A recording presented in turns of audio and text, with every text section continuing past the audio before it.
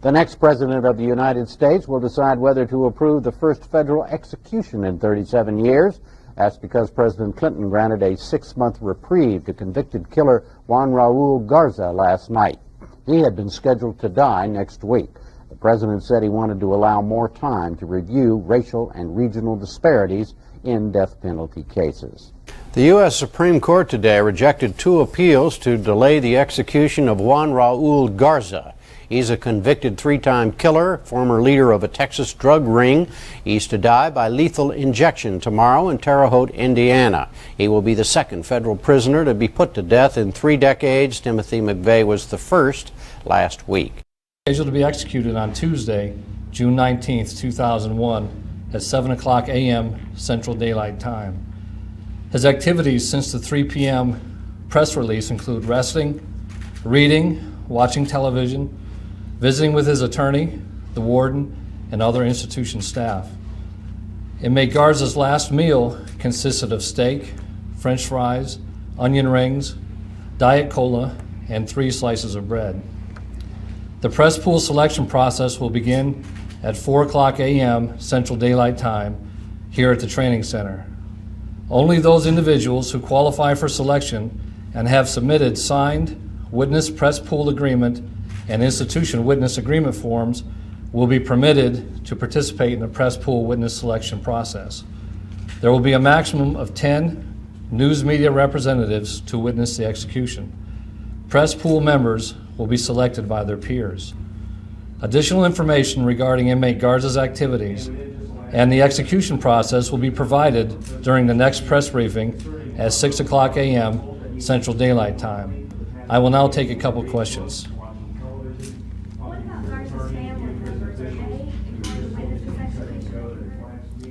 The exact You've been listening witnesses that to the a inmate press requests is briefing not here in public. Terre Haute at the U.S. prison. Of course, Juan Garza was involved in a drug ring in Texas, convicted of killing 3 people involved in that, but it's his death sentence that brings him here to Terre Haute. And after 38 years with no executions at this prison, now there have been 2 in 1 week. Any inmate witnesses or any victim witnesses? I know, I heard. There are victim witnesses who will be attending the execution. What do you mean? Ma'am? No. Any questions regarding the White House would have to be referred to the Department of Justice. For what show? Their comment. Did the inmate have a response to the denial of his clemency petition? Inmate Garza was informed of the response to the denial of his appeals, but I can't comment on his exact response to that notice. Sir? Just 2 things. One, are there any inmate witnesses? And secondly, what did the warden and other officials speak with him about? Inmate Garza has selected a spiritual advisor to witness the execution. Other than that, I will not comment on any inmate witnesses. Final question? Just that the follow-up to that, what did the warden and any other prison officials speak with him about this? The warden spoke with inmate Garza about the process of the execution and what's going to be coming within the next few hours. Thank you very much. Do you have time to join us?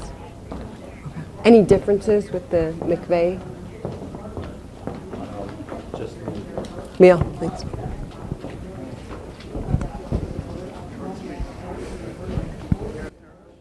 The press briefing here in Terre Haute has just concluded, and I asked them if there were any differences this week than with McVeigh's execution. He said really the only difference was the meal that he chose. Also, there are not nearly as many media members here.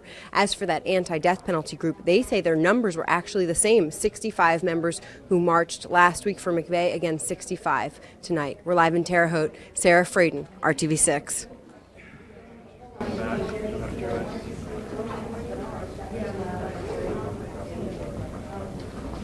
No, there's really no comparison. There are 4 live trucks out in the parking lot. Before, there were so many live trucks you could hardly get down the road here in Terre Haute. Quite a different scene here. In fact, they're talking about the witnesses you heard during the press briefing. There's still room for more media witnesses on that list.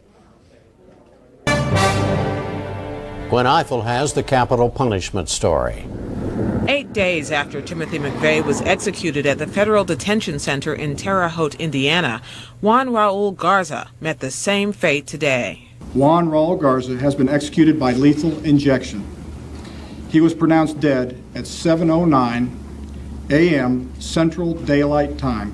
Garza, a 44-year-old U.S.-born Mexican-American drug trafficker, was convicted of murdering one man and ordering the deaths of two others in 1993.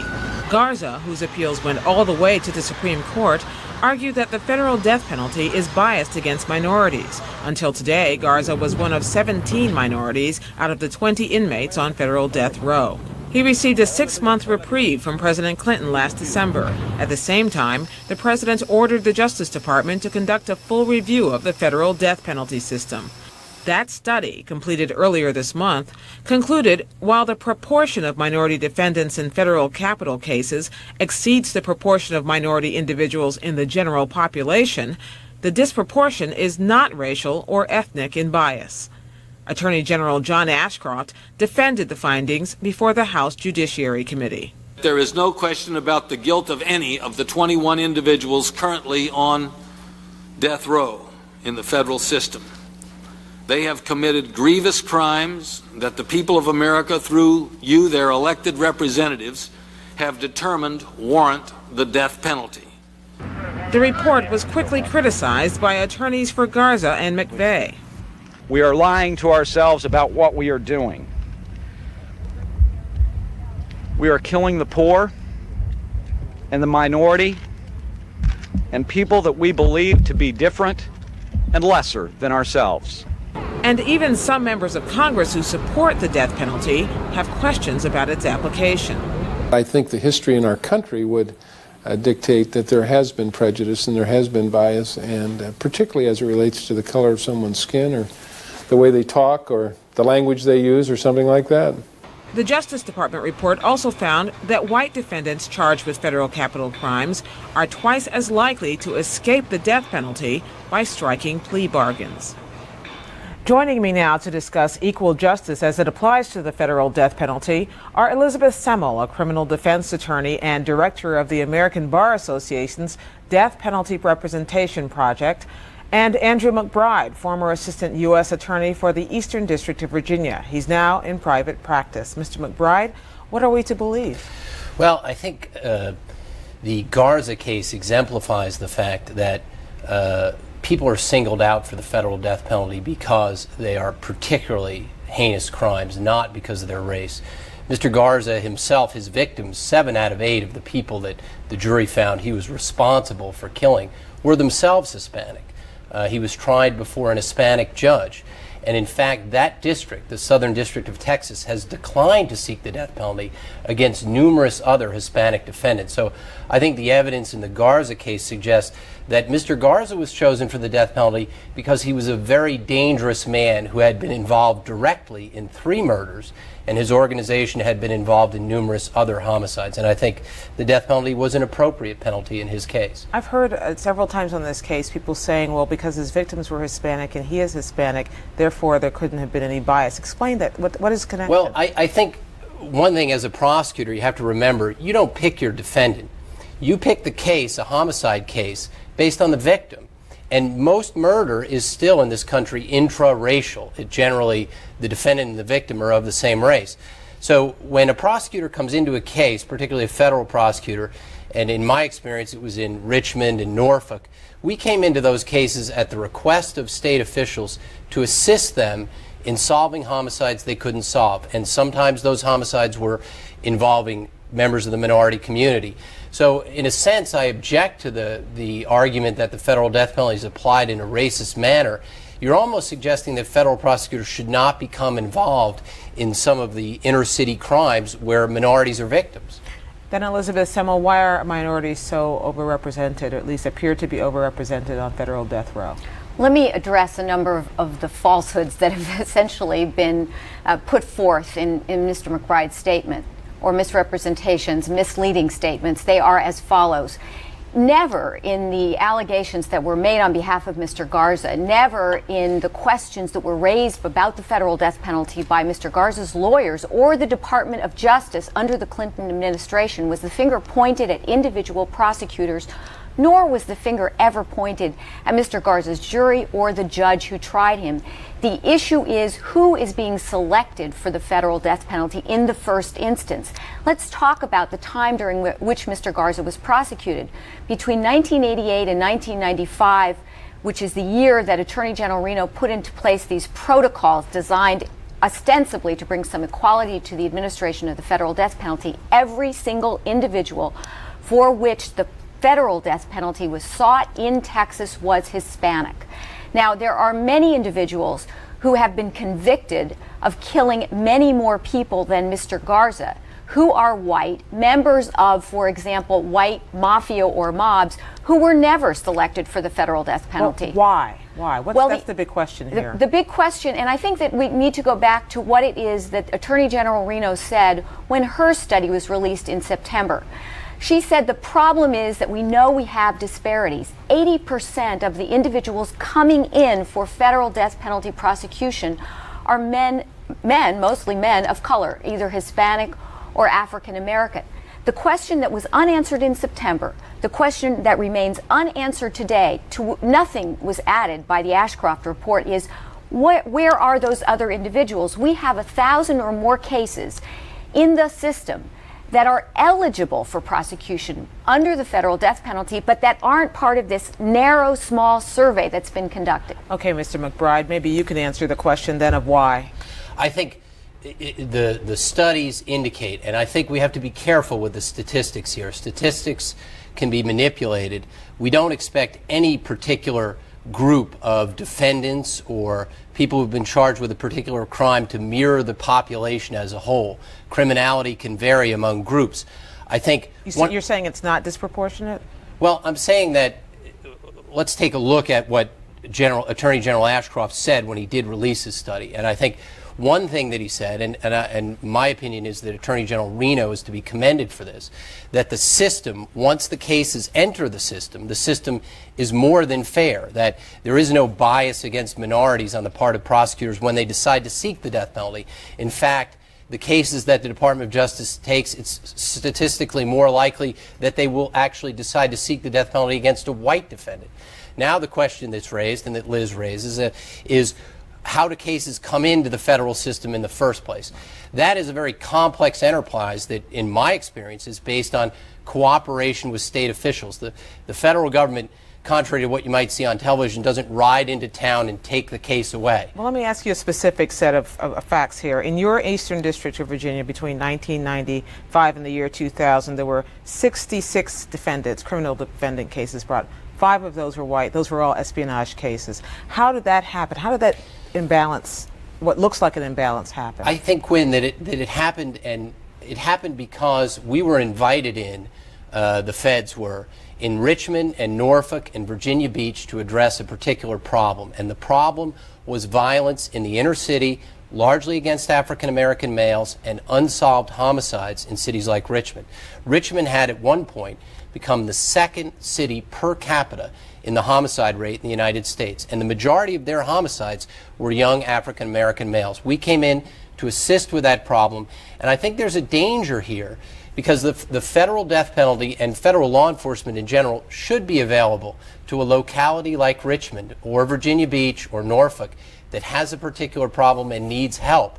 And we shouldn't be thinking about the race of the victim or the race of the defendant. We should be thinking about solving the problems. There's an important distinction. It is one thing to say that when a locality doesn't have the resources to deal with a serious crime problem that is in essence multi-jurisdictional, that federal resources ought to be available.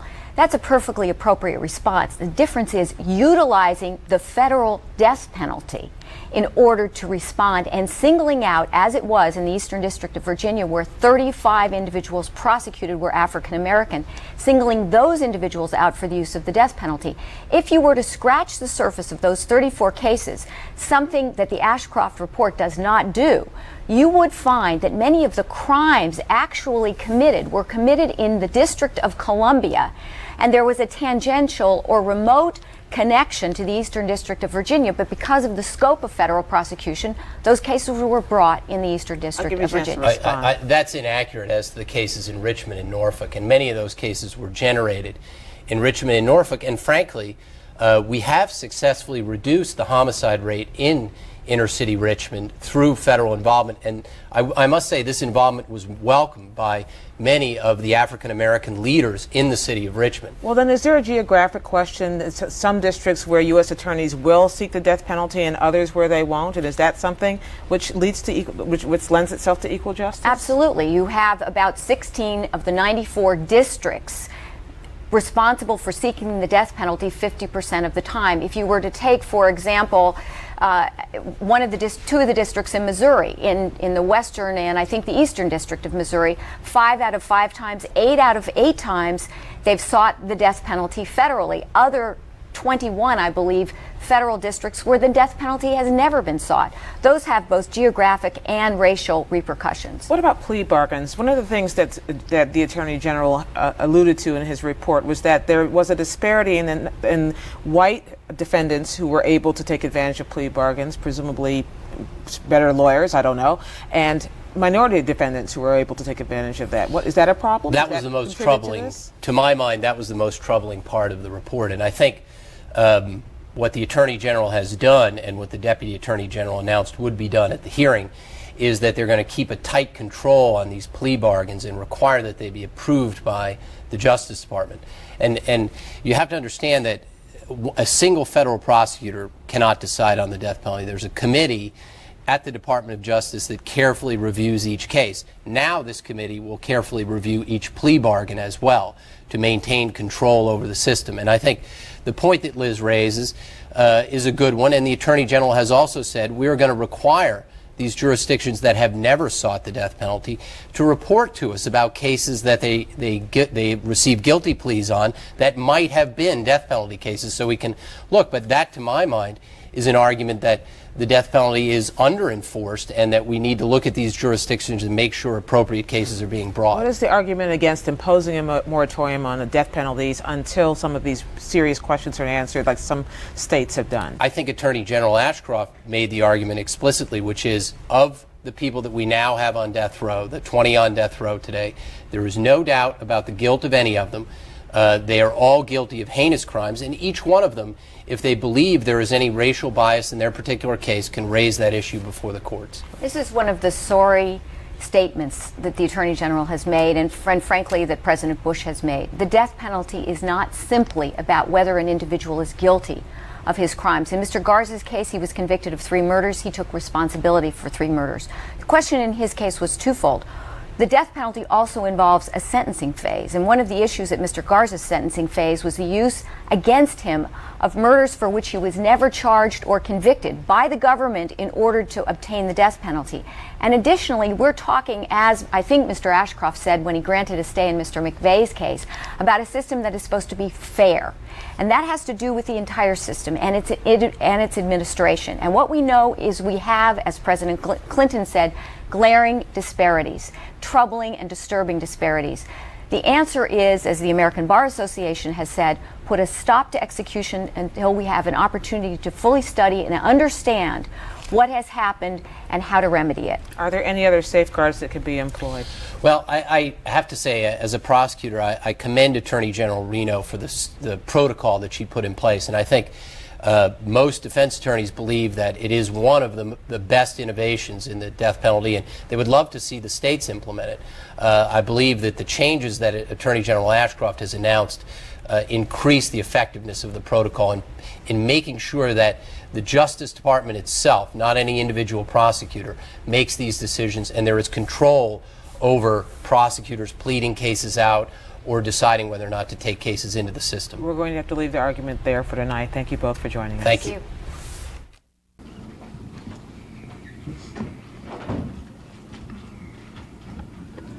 Good morning. I am Harley Lappin, the warden at the United States Penitentiary, Terre Haute. The United States Marshal for the Southern District of Texas, Southern District of Indiana. Frank Anderson, who oversees the execution, is with me this morning.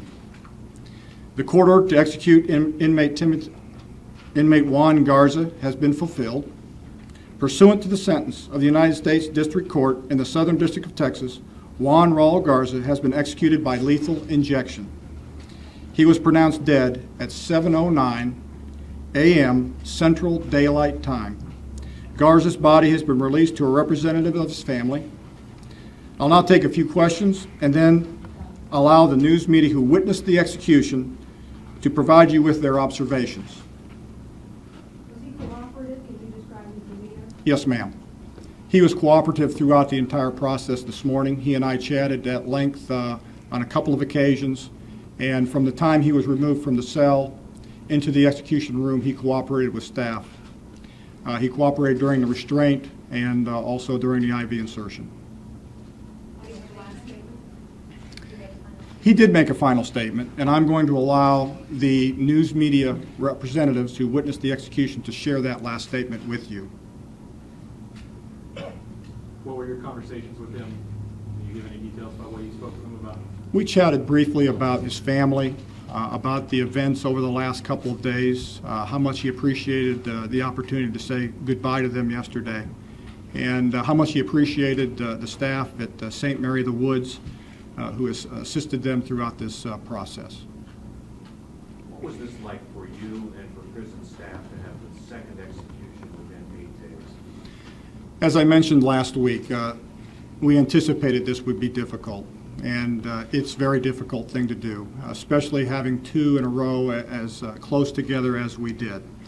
However, all along, our objective has been to accomplish these executions in the most professional manner possible, with compassion, dignity, and respect for everyone involved, and I hope that we did that today.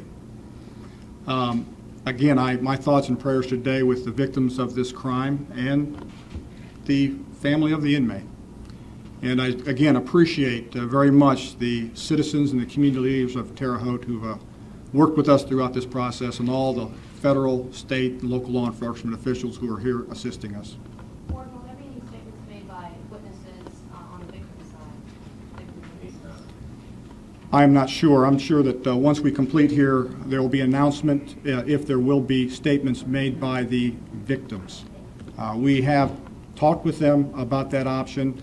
They may change their mind now that they've witnessed the execution, so they'll confirm whether or not they will make a statement, and I'm sure our public information also will provide that to you.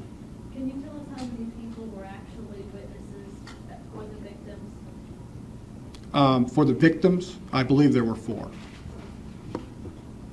Yes. Can you confirm Mr. Garza's time with his spiritual advisor? Any details about that?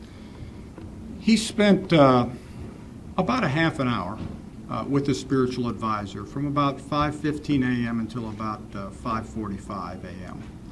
And again, I was not in the room at that time, but I know that they had a very good visit, and he very much appreciated him coming in and visiting with him during that time.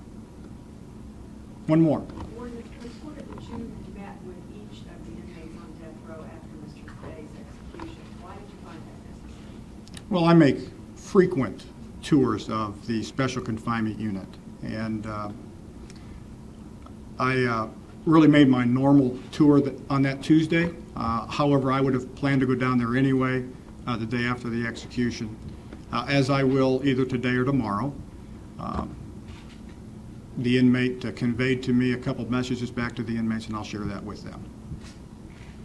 Is that the purpose of that visit? No, we believe strongly in good communication with inmates, no matter where they're housed, and so we make frequent visits to all those areas, especially where inmates are locked in. So that's just my normal procedure. Sir, Thank you. Are you relieved that there is not another scheduled execution coming up? Thank you.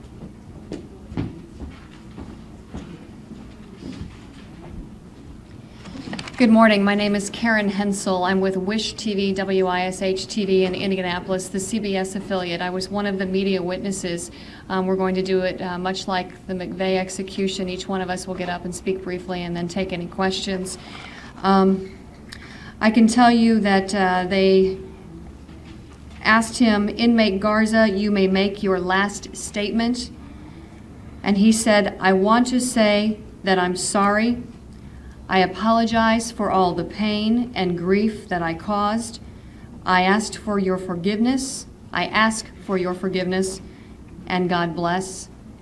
And at that point, he did somewhat of a sigh, just like it was over. And I noticed several times throughout, he kept looking off to his left, our right, but to his left. And we're not sure who was there, we asked, and it may have been his spiritual advisor. They were not going to tell us. But several times throughout, he would kind of look off to the left and do somewhat of a nod. And then, of course, he was pronounced dead at 7:09.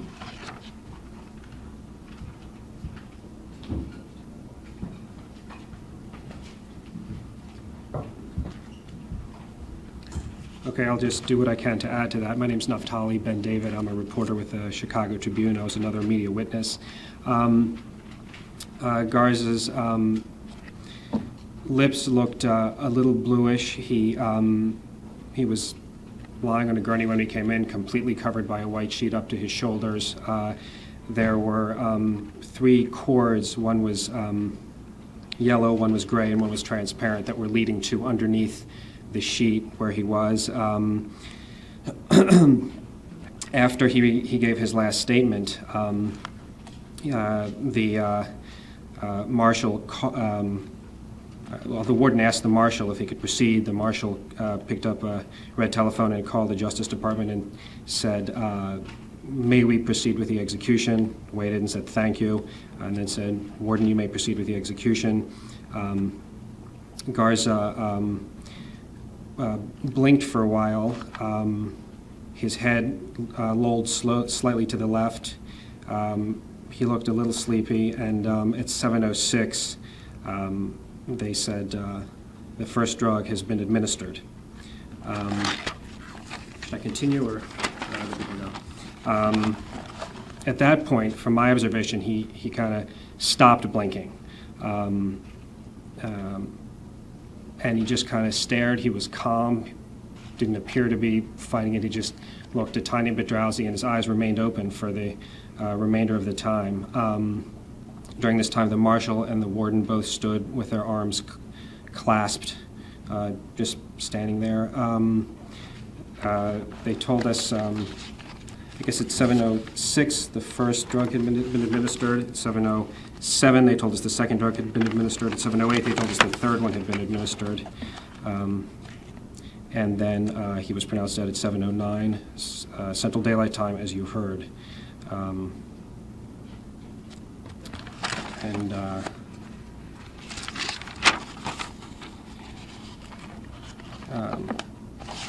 Yeah, so they. Right, and then at the end, the warden said, inmate Garza died at 7:09 Central Daylight Time. This concludes the execution.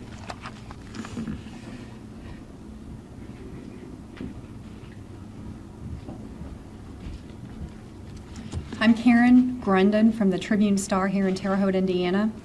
And when we walked into the media witness room, the curtains were closed. There are 2 windows in that room and a metal bar that comes out from the window area that prevents us from getting up right close to the window. It was a bluish-green curtain.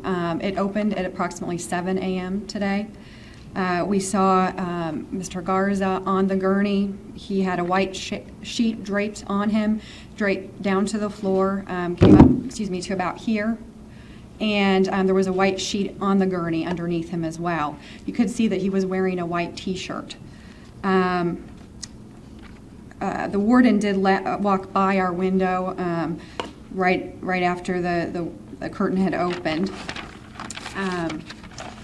And Mr. Garza seemed to look at someone possibly in this inmate witness room and give a nod before the drugs were administered, before he gave his final statement.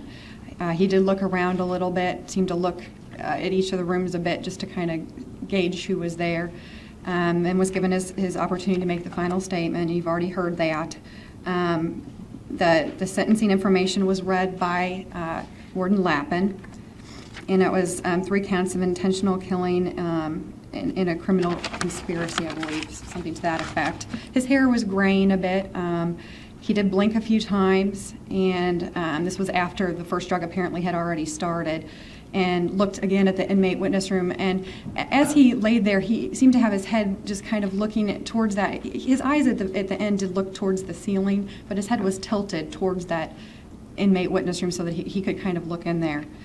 He did swallow.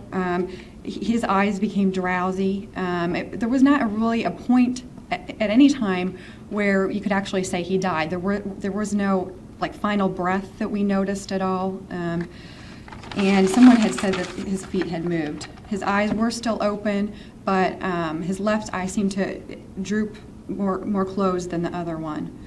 And the time of death, as has been said, was 7:09.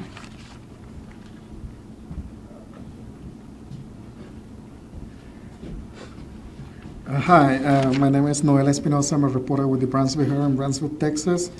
And I noticed from the very beginning when I went into the room, the chamber, noticed his feet slightly moving all the time. I saw him kind of pensive, like he was recalling stuff from the past. And then it seems like I've seen violent deaths before. Actually, people killing each other or even killing themselves by accident. And but this was beyond one's imagination. It seemed like he fell in a deep sleep, and there was hardly any emotions at all. And I think it was more like I call it a structural killing, where we don't know whether he's already dead or not. He died with his, I think he's died, with his eyes open all the time. He kept his eye open till the end, but tilted to the left. And he was pronounced dead at 7:09.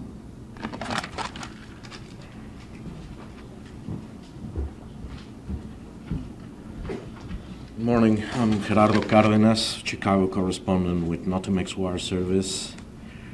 As the curtains opened and we got a first look of Juan Raul Garza, the clock on the wall at the execution chamber signaled 7:03.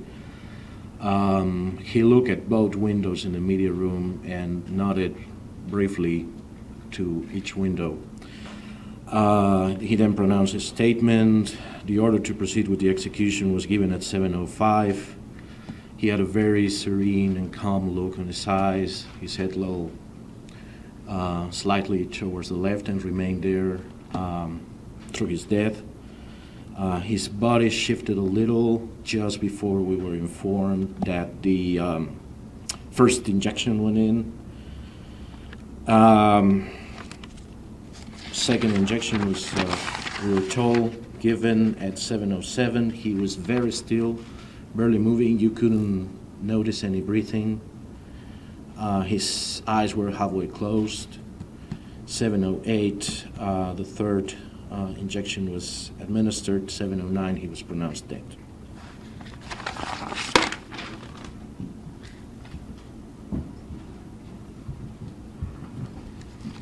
I'm Rex Hupke with the Associated Press.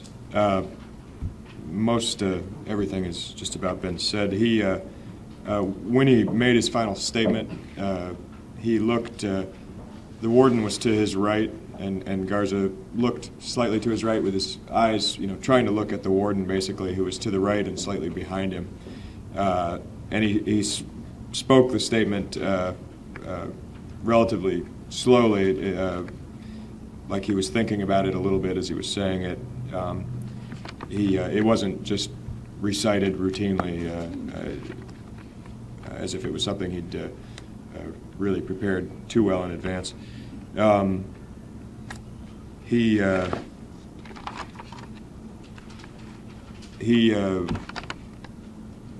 did basically after the first drug seemed to take effect. He did tilt his head right towards his witness room, towards the inmate witness room, and he didn't move his head beyond that. He seemed to go with his eyes towards whoever was in his witness room. He, like Karen said, he really there was no gasp of air. He certainly wasn't fighting anything at all. He just really slipped away. He was blinking a little bit, and then once they said that the first drug had been administered at 7:06, he didn't blink anymore. He didn't move, and there was just a slight. His eyes closed just a little bit more, but that was about it. His lips did turn just slightly bluish or purple by the end. and that was really about the only change in appearance-wise that you could tell. He gave prior to his final statement, when the curtains were first pulled, he did look over to his witness room and he nodded slightly. He didn't just try to say anything, just nodded, and then again, right just after the charges were read, he looked back at his witness room and seemed to give, again, just a real subtle acknowledgement to whoever was in that room. And then his head just remained facing in that direction the rest of the time. I think everybody else has covered things pretty well.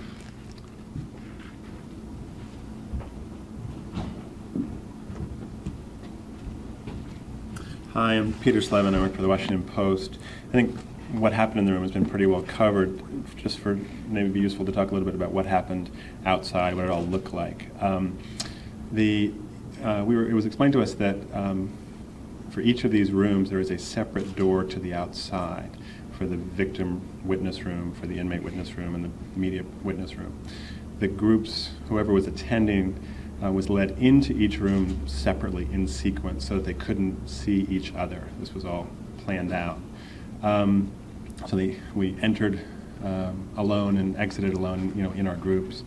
The place where the execution took place was covered on one side by a very long gray tarp, and it was explained that that was to prevent anyone with a telephoto lens getting a photo of people going into the rooms. The layout of the rooms, I think, the room we were in was directly next to the room to our right, to his left.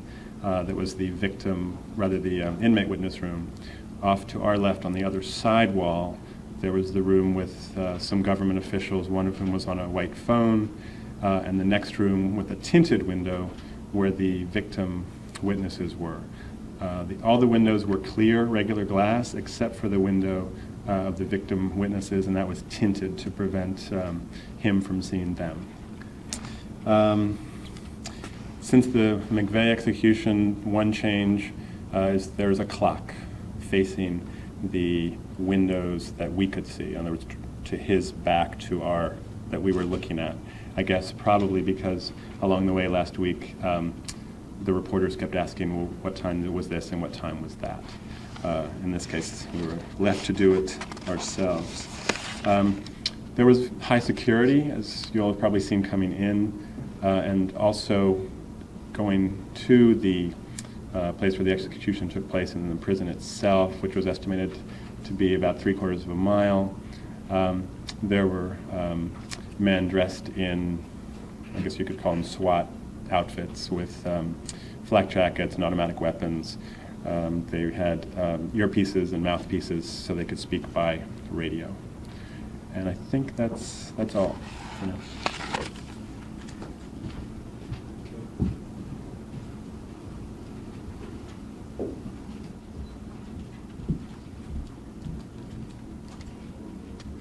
Garza seemed very sincere when he made his final statement. He listened to the judgment that Warden Lappin read. He showed very little emotion, but he appeared that he was ready to die. He didn't appear to struggle or fight death at all. It all seemed very painless. He just turned his head to the left side, and his eyes were about half open. It happened very quickly. The atmosphere, to me, was almost emotionless. All of a sudden, his head just stopped moving, and you really couldn't see, like Karen said, there was really no time when you knew he was dead. All of a sudden, they just said the first drug had been administered, and that's just to put him to sleep. But there was no clear line there at all. He just appeared to accept what was about to happen to him, and he did look sincere when he spoke his final statement. I'm Gustavo Mariel from Telemundo Network. I'm just going to sort of repeat a little bit of what has been said, but when the warden read the judgment, he was looking towards the ceiling. Then when the U.S. Marshal was talking on the phone, he he sort of looked towards his left, where the witnesses that he invited were watching. Once the drugs started to be administered, he looked calm, sort of pensive. He blinked his eyes a little bit, and then he looked towards his left, and he nodded, and this was towards the people that he had invited to watch the execution. Then he sort of tilted his head, and his eyes half closed, and it was like he went to sleep.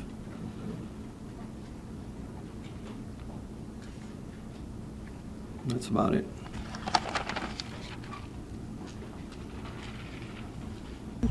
I'm going to take turns. It helps because I have one camera, and so it'll give them time to go from Elizabeth to you, okay? We start. For archives, Norma, would you tell me your name and spell it, please? Norma Garza, Normagarza. Elizabeth Garza. Yes. Same spelling.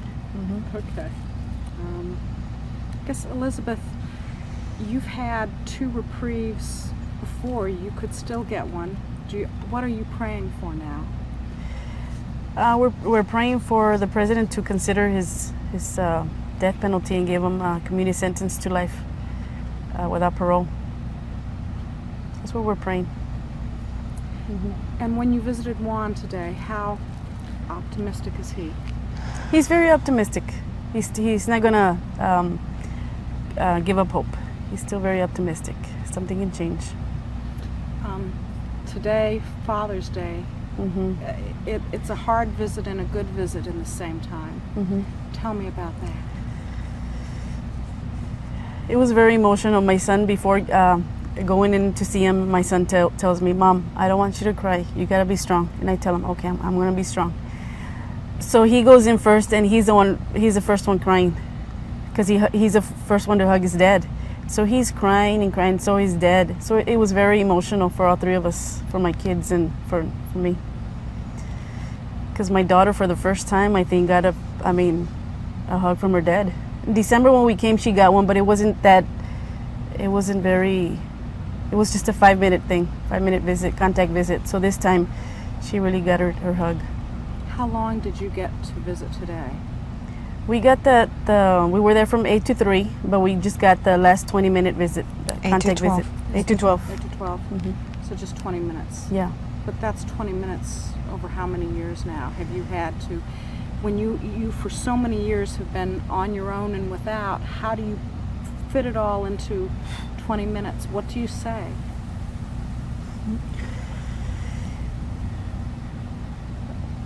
We can't say everything.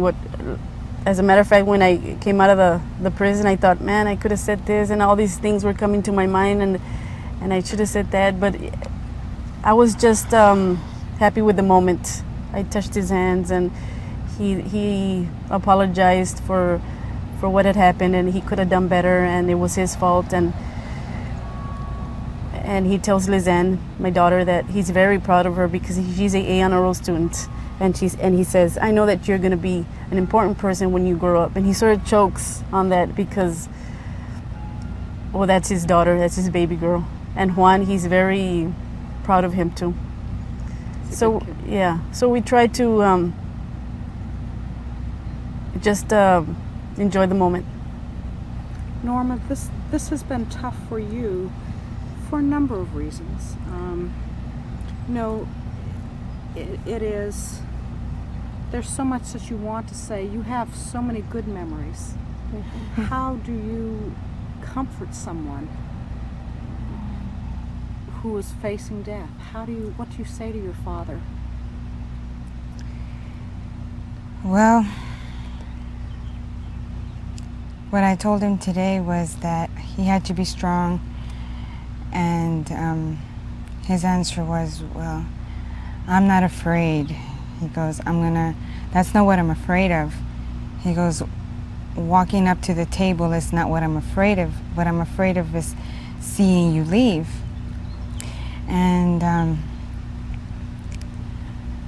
I told him that I was okay and for him not to worry for me because I was okay, that he was not gonna, it's okay if he does get executed, that I was okay with it. I am okay with it. I told him that I preferred for him to be in a better place than what he is now. And because I know that he is in good terms with God, I know that he'll be in a better place. How does your family go on after this? That's what I told him today too. I said, if this happens, that I'll be able to move on. I said, because for these past 9 years, there's been something empty. I go every Thanksgiving, every Christmas, there's always something missing. And especially me, because when my parents divorced, he got custody of me. And I was used to the Thanksgivings, the Christmases, and now these past 9 years, I wouldn't celebrate Christmas because it was too hard for me, for him not to be around. So I said, finally, I think that if you do get executed, we'll be able to move on because I know that you're now resting, that you're now in good hands, and I can finally move on. I'm pretty sure that the kids might not feel that way, but that's just the way that I feel. And if the president grants him clemency, I'm okay with that too. But I am okay that if he gets executed, I'm okay. So many people, there is now so many voices coming out in the country saying that what we do is wrong. It is allowing wrong. These executions. It is very wrong. That's not the solution. He'll be resting now. If he gets executed, he'll be resting. Who's going to stay behind?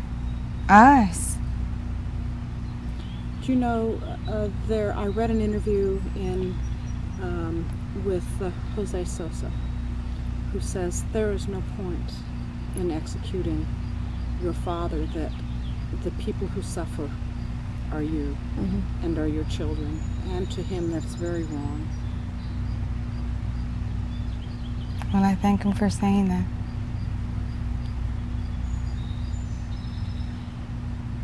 How has Juan become closer to God? Has Juan? Oh yes, he is. He's a different man now. He's not, he's changed. About 2 years ago, I started noticing this change in him, where his advice is so different. The way he takes care of things now is so different. He's just, that's what makes me feel so okay with it, because I know that now he's in good terms with God. And I was afraid that my father was never going to, ever be in good terms with God because of how he was raised, the kind of family where he came from. He didn't grow up Catholic. He didn't grow up in a church. He didn't know nothing about God, and he got to know God. So the price has been good. Tell me what he's proud of. He's proud of. He's proud of you. He's proud of Maribel. He's proud of Elizabeth. Tell me what he's proud of.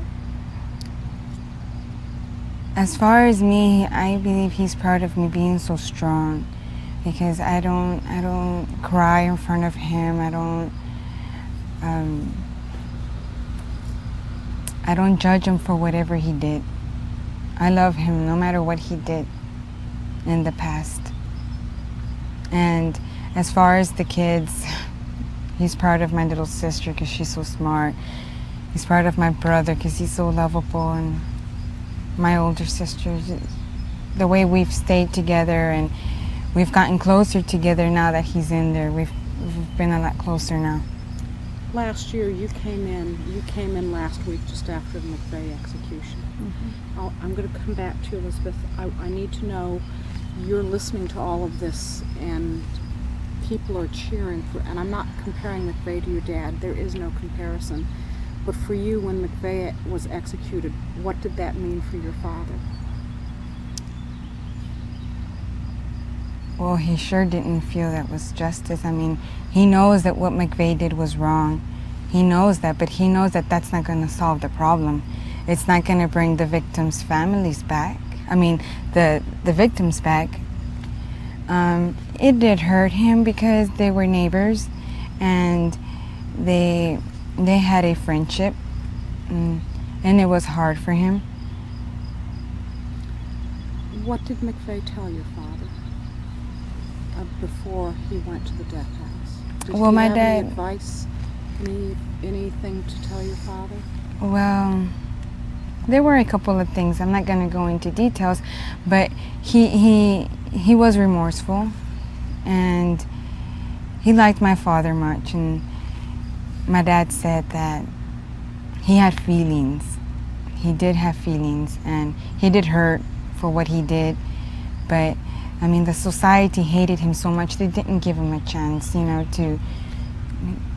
I mean, who would want to ask for forgiveness if the whole world's against you? Where would he start off, you know?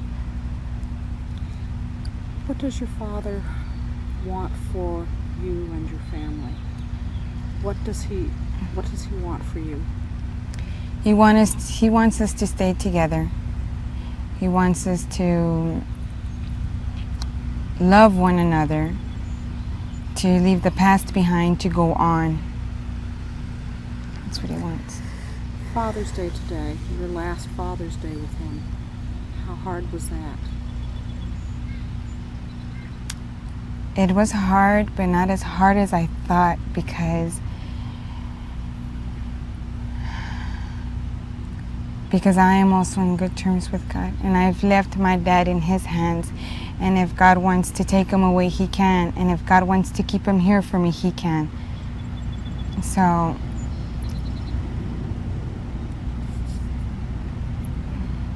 I was okay with it. I'm okay with it. I think your father has been blessed in his family. Oh yes, he is. He's always been blessed. He's very well loved. Very well loved. Elizabeth, you've had 2 reprieves. You may still get another. It's not impossible. Mm-hmm. How when you are, and you, I know you've been praying and you have many people praying for you. Mm-hmm. Are you praying for reprieve? Are you praying for peace?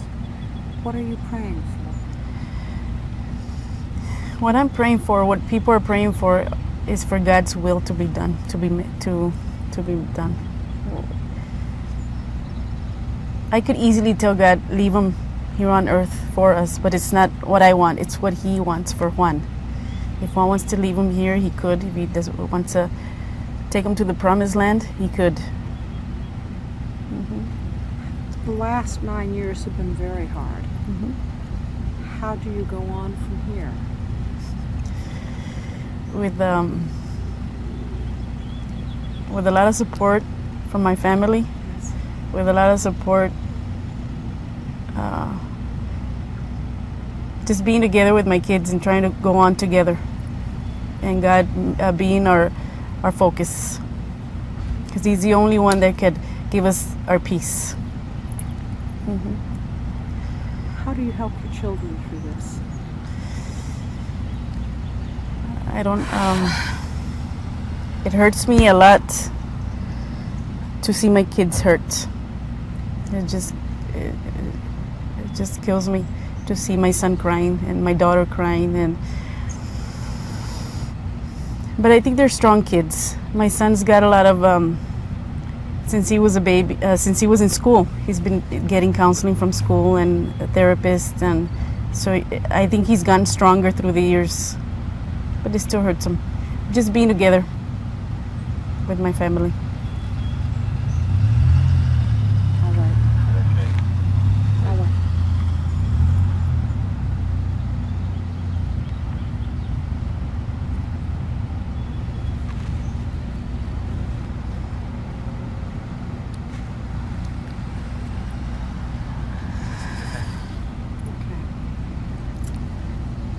In all of the publicity, I'm not here to talk about Juan's crimes, but Juan is obviously very smart. Your children have inherited that. Obviously, very good looking. Your children have inherited that. Yeah.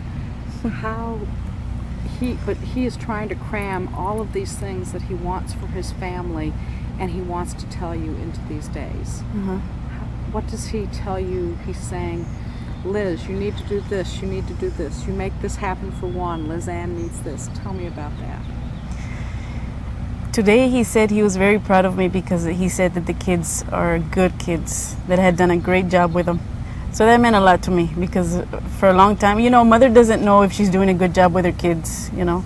But when he told me that, I felt good because my job as a single parent hasn't been in vain, I guess. But I was thankful for that he had said that. But he just wants me to be there for them, be a good mother, try to be the best that I can for them. You are. Thank you. When you came in the day after McVeigh was executed, how hard was that? It was it's hard because I sort of seen him in the news a lot because every time I saw him on the news, I left it on that channel. I sort of, like if I knew him, because all that time on the TV, it's like you know him. So after he's gone, it's like he's really gone. He's really dead. It was hard because, I mean, he was the first one in 38 years. So, I mean, the government's serious about this, and it hurts because we're supposed to live in the land of the free. You know, this is America, and America's executing their own. So, it was hard. The American Medical Association is meeting in Chicago this week, and once again coming out with the stand that execution is wrong and it should be stopped. Obviously, you agree with them. Yes, I agree with them because it's not the answer. Killing someone for what they did wrong, it's not right. I mean, like Norma said, it's not going to bring anybody back. Two wrongs don't make a right. So I don't support the death penalty. I don't. I think it should be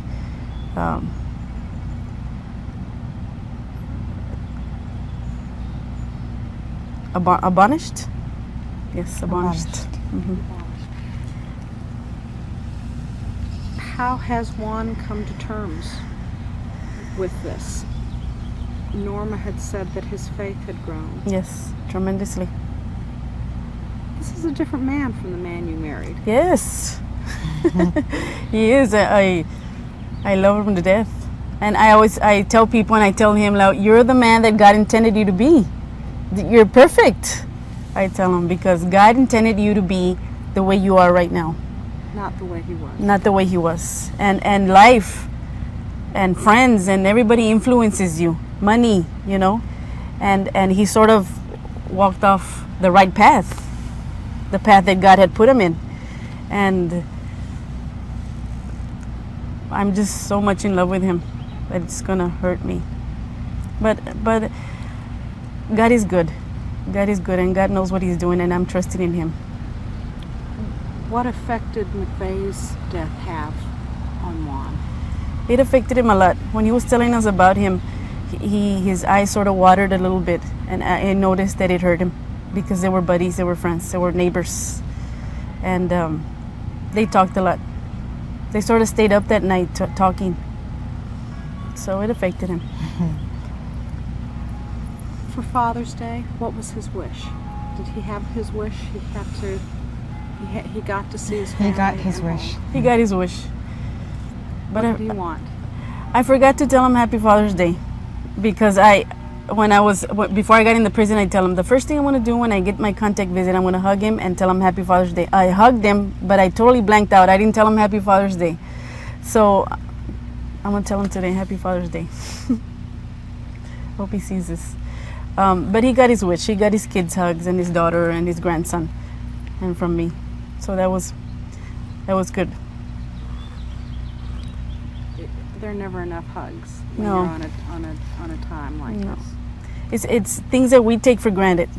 You know, when you have a husband or you have a wife, I think that we should always hug and always kiss and tell each other you love them because you never know what's going to happen the next day. So if you have a loved one, hug them, kiss them, because you never know. What do we as a people need to do to stop executions?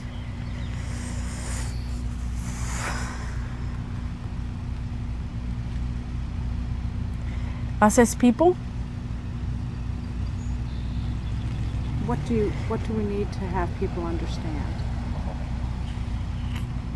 that crime doesn't pay. Crime,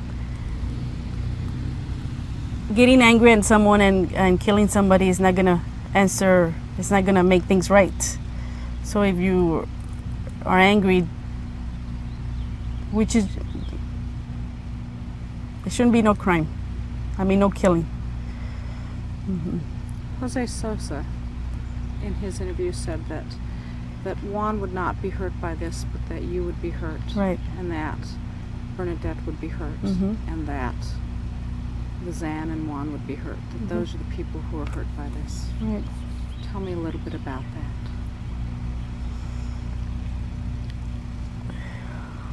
Well, that's true, because if one is executed, the kids are hurt because their father won't be around anymore.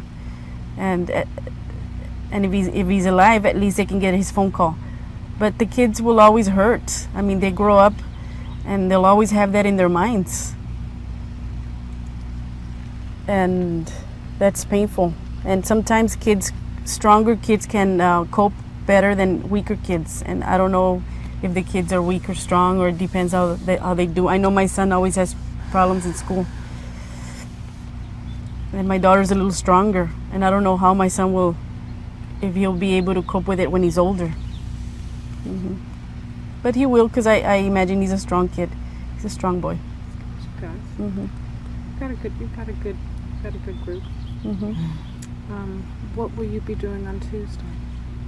Will you stay here? Do you know, Norma? How will you handle Tuesday? I don't know. Probably pretty hard. Because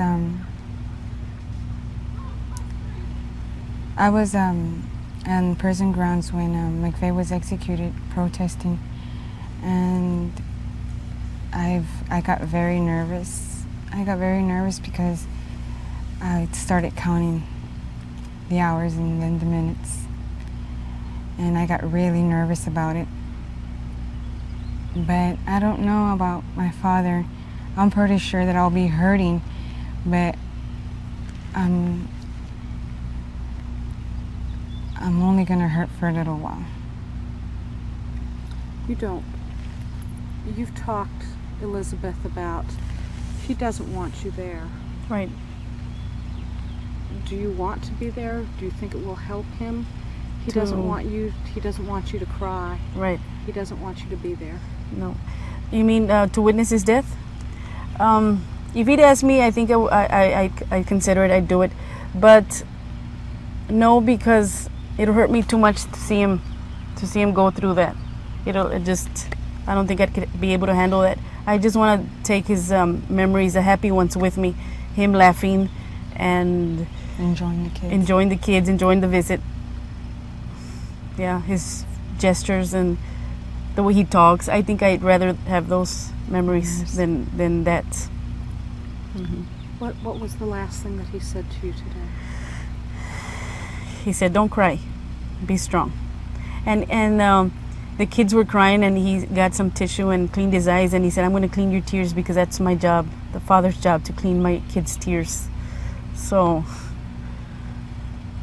that was nice. Norma, what's the last thing that he said to you today? He said that he loved us all the same.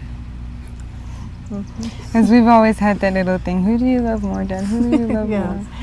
And he said, don't forget that I love you, and that I love your sister very much, and that I love you all the same. Elizabeth, thank you very much. Norma, thank you very much.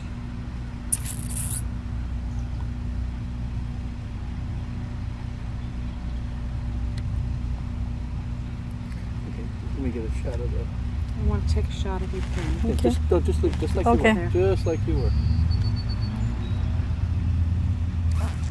He has a worm in his mouth. Ew. It's what birds do. Yeah. Normal. Ouch. He decided to bite me. Look over at your mom just a little bit there. If you would. Just, We're we need just the doing a editing shot. Yeah, like she's talking. If you would look over. Like And me? yeah. And your mom? Yeah, just like she's talking. Oh, Now, don't laugh. Can't do that. It's que he said, look over at your mom, and I said, Mom? And she looked at me, no. No, not this mom. Stepmom. Stepmom. Yeah. Okay. Well, look you over, guys please. were. Could you? Let's see. I'm trying to do the math on how old Norma would have been when you married Juan. She was 10. 10. Yeah, you were 10? That is just before they become really difficult teenagers. Oh, yeah. I was difficult myself. You were worried. Yeah, I was. I'm not saying that she was the only one. I was difficult too because I wasn't ready to be a step parent, I guess. But I wasn't ready. Was Mary Bell a difficult teenager? She was mostly with us because she lived with us. Yeah. Pero Maribel, she was usually with her mother. She'd come on the weekends, pero she... Okay, vete para allá. Un momento. Okay. Now, Norma, are you a mother yet? Of two. Now that you're a mother, do you understand a little bit more about what your father and your mother and your stepmother went through? Yes. At one time I had stepchildren myself, so It's difficult. it's hard. It's hard. No matter how nice you are, it's always hard. Yes. Yeah. Because you can be the nicest mother or the nicest daughter, and it's always going to be hard. Yeah. Yeah. It's hard when you're a mother to your own. Yeah. Exactly. Especially, you're talking about when you grow up so very poor and then you have money. Right. And you feel like this is a gift that you can give your children to have things that you didn't have. Mhm. And it is tough. My Okay. children, now that it's summer vacation, think that they could stay up till 10:30. But they don't. Friday nights. Yeah, Friday nights. Friday nights they do. I think we're fine. Okay. Got the listings, got the tight shots of the. Anything else you need? Well, I would like a shot of you guys walking through and then walking with the children. I would like to sit down and talk to Juan and Lizanne. Okay. But I need you here for that because I need your comfort for them to be here. Okay. But let me get the kids. Are you talking to Bill? Say. I won't speak to him for any reason at all. We Okay. can give him this tape. Tell Bill, He send can the hear kids you. out. He can hear you. Bill, send the kids out. Okay. ¿Por qué? Lizanne! Juan! Come on out. No, es que no quiere que me hicieras ruido. We'll do a walking shot. ¿Tú te avientas? You think so? Hey, you know what? If you can save someone else, You know what? I was wanting you to ask me a little bit about the trial, how I felt about it. Because I wanted to get that word out there. the trial? Do you want me Yeah. to ask about the trial?